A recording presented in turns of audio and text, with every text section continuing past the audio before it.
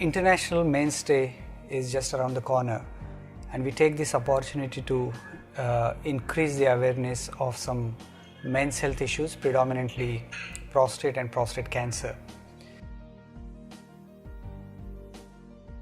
Prostate is a small gland which is present only in men, and it is a size of a walnut, sits inside a man's pelvis.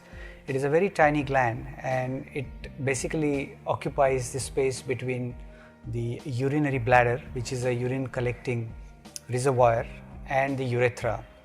So this gland is there in all men, but as the age of the person increases, this gland starts increasing in its size, and it can be troublesome. So you would ask me, what are the symptoms of prostate cancer? So per se, prostate cancer will have no symptoms in initial stages. That's why we call it as a silent killer. In early stages, patient will have no symptoms whatsoever, and it is generally picked up only on a blood test or by getting examined through a urologist.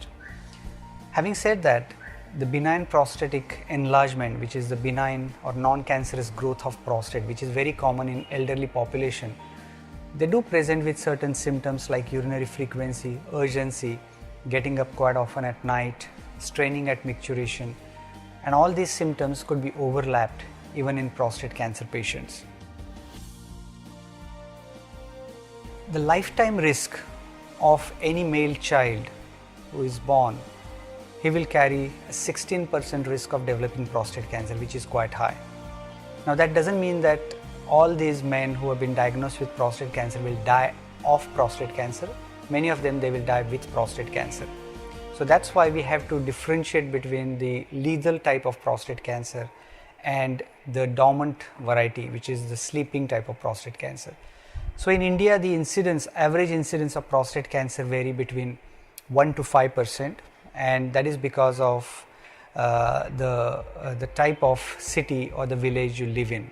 The reasons are, firstly, there is a migration of population from village to the bigger cities, and that exposes this population to various things like changed diet, change in lifestyle, the stress levels are high, the pollutants are high, and the dietary factors, they get altered as well. So the commonest test which is performed is a blood test. It's a simple blood test called PSA, prostate specific antigen test. One has to just get it done through the laboratory on a doctor's prescription, and you don't need to be fasting for this test. The second important test is a digital rectal examination. It's a digital check which is performed by a specialist doctor, and these two tests may be able to detect whether one can have prostate cancer.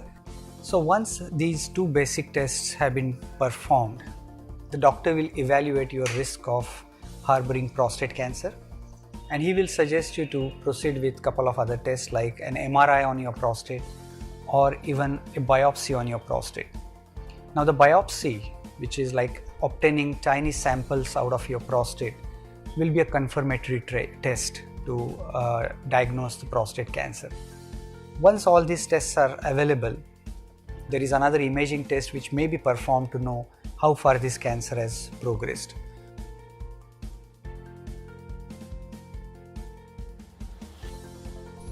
Now for the stage 1 and 2, we generally refer the patient either for having a radiotherapy or surgery. The treatment has to be customized as per the patient's requirement. We just don't consider each and every patient either for radiation or surgery, but we have to customize that treatment for that particular patient depending on his age, his requirements, his family background, his working pattern, and all these factors are considered before customizing the treatment for him. The outcome of surgery or radiation is almost equivalent, so there is none better than other. When the patient is diagnosed in stage 3 or stage 4 disease, then we have to use multiple treatment options, which may involve radiation with hormone therapy or even chemotherapy. There has been a lot of advancement in the last few decades about these treatment options.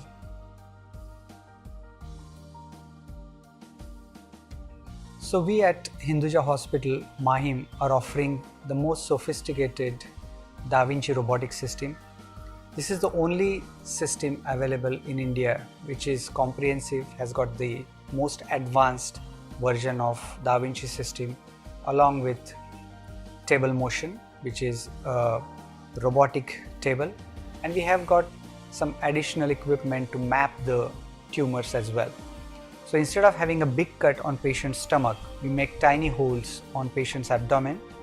Through these holes, we introduce tiny cannulae, and these cannulae are connected to a sophisticated robotic machine. This robotic machine is totally controlled by the surgeon, the operating surgeon, and he will be maneuvering the instruments inside patient's body. By and large, the advantages of robotic system are the incision is quite small. The vision what the surgeon gets is a three-dimensional vision which is superior to the normal eyes as well. The maneuverability which could be achieved inside patient's body is far superior than our own hands, and we get to use an extra arm to operate inside patient's body. The average blood loss which is compared as against the open surgery is almost 1/10 of the conventional surgery. The pain requirement medication is less, and the patient can go back to his normal activities in earlier stages. So there are many advantages with robotic prostate surgery, and across the world almost 98% of prostate cancer has been removed by robotic surgery.